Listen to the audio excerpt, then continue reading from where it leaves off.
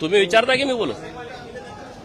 मी परवाच्या दिवशी रायगड किल्ल्यावरती छत्रपती शिवाजी महाराजांच्या समाधीचं दर्शन घेण्यासाठी आणि रायगडावरती छत्रपती शिवाजी महाराजांच्या हयातीमध्ये आणि छत्रपती शिवाजी महाराजांच्या पश्चात रायगड किल्ल्याची ज्यांनी काळजी घेतली, छत्रपती शिवाजी महाराजांच्या बरोबर मावळे म्हणून ज्यांनी काम केलं, सह्याद्रीच्या या अवाढव्य पर्वतरांगेमध्ये घनदाट झाडीमध्ये शत्रूंचा शोध घेणं, शत्रूंची ठिकाणं शोधणं, शत्रूंच्या पर्यंत पोहोचण्यासाठी वाटा नव्हत्या, त्या वाटा शोधायचं काम या आमच्या धनगर शिवभक्तांनी केलं होतं.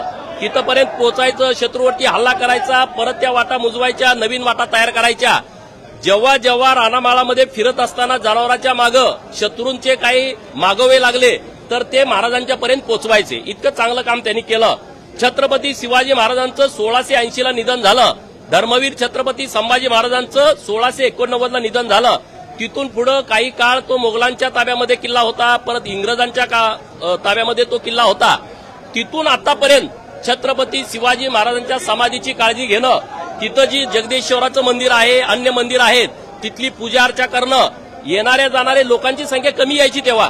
1680, 1780, 1880, 1980 तिथपर्यंत ही संख्या कमी होती, मोजक्या प्रमाणात यायची, इतक्या सुविधा नव्हत्या. तेव्हा सर्व काळजी करण्याचं काम आमच्या लोकांनी केलं. त्यांना आता पुरातत्व विभागाने त्यांना नोटीस दिली की तुम्ही अतिक्रमित आहात, तुमचं अतिक्रमण काढून टाका, म्हणून मी त्यांना भेटण्यासाठी गेलो होतो. जेव्हा मी भेटण्यासाठी गेलो, हिरकणवाडीमध्ये मी मुक्काम केला आणि आजूबाजूच्या सगळ्या वाड्यातली लोक मला भेटायला आली होती. मग त्यामध्ये हिरकणवाडी असेल, रायगडवाडी असेल, तकमकवाडी असेल, नेवाळीवाडी असेल, खडकेवाडी असेल, पेरूचा दांड असेल, शिंदेकोण असेल किंवा अन्य ज्या छोट्या छोट्या वाड्या आहेत तिथली लोक मला भेटायला आली. आणि माझ्या निदर्शनास एक बाब आली की अरे, आमच्या महाराजांचा किल्ला ज्यांनी हिंदवी स्वराज्य स्थापन केलं, ज्यांनी अखंड हिंदुस्थानामध्ये एक वेगळी दिशा दिली, नवचैतन्य दिलं, महाराजांचा राज्याभिषेक रायगडावरती झाला, अनेक वर्ष त्यांचं वास्तव्य रायगडावरती होतं, जिजामातांचा महाल तिथं खाली पाचाडला आहे आणि त्या ग्रामपंचायतचं नाव हे छत्र निजामपूर आहे. हे अत्यंत दुर्दैवी बाब आहे.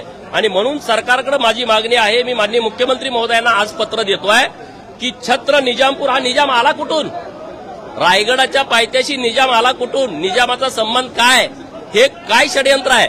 आणि म्हणून आम्हाला निजामांच्या पाऊलखुणा नको आहेत, आदिलशाहीच्या पाऊलखुणा नको आहेत, औरंगजेब, अफजल खान, शाहिस्ते खान, मोगलांच्या कुठल्याच आम्हाला खुणा नको आहेत. तर हे नाव पूर्णपणे चेंज करावं आणि किल्ले रायगड ग्रामपंचायत असं या ग्रामपंचायतचं नामकरण करावं आणि या ग्रामपंचायतचं कार्यालय जे छत्र निजामपूरमध्ये आहे ते छत्र निजामपूर मधलं ग्रामपंचायतचं कार्यालय हे रायगडवाडीमध्ये करावं, अशी आमची मागणी आहे. सर, हिंदी में बोलिए की छत्र निजामपूर. अरे, किल्ले रायगड म्हणजे आपलं ऊर्जा केंद्र आहे. तिथली माती जरी कपाळाला लावली तरी आपल्याला आयुष्यभर पुरल इतकी ऊर्जा किल्ले रायगडावरती मिळते. मेलेला माणूस सुद्धा तिथं जिवंत होऊ शकतो, जागा होऊ शकतो, इतकी ऊर्जा किल्ले रायगडावरती आहे. आणि त्यामुळे मी किल्ले रायगडावरती गेल्याच्या नंतर अफाट ऊर्जा, महाराजांचे आशीर्वाद माझ्यासारख्या कार्यकर्त्याला मिळालेत असं मी मानतो आणि इथून पुढे लोकांच्यासाठी आम्ही काम करत राहतो. सर, रायगढ़ में गांव का नाम बदलने के लिए एक गांव का नाम बदलने के लिए आपने मुख्यमंत्री के पास मांग रखी है, क्या पूरा मामला है? ये जो छत्रपति शिवाजी महाराज जी का राजधानी का किला है रायगढ़, ये रायगढ़ किला जिस ग्राम पंचायत के अंतर्गत आता है उसका नाम है छत्र निजामपुर. और मैं आज महाराष्ट्र के लाडले मुख्यमंत्री देवाभाऊ के पास यही मांग करने जा रहा हूँ, छत्र निजामपुर एक ग्राम पंचायत का नाम बदलकर किले रायगढ़ ग्राम पंचायत करे और इसका कार्यालय जो निजामपुर में है वो कार्यालय रायगढ़वाड़ी में करे. ये मांग हम आज सीएम साहब के पास करने जा रहे हैं.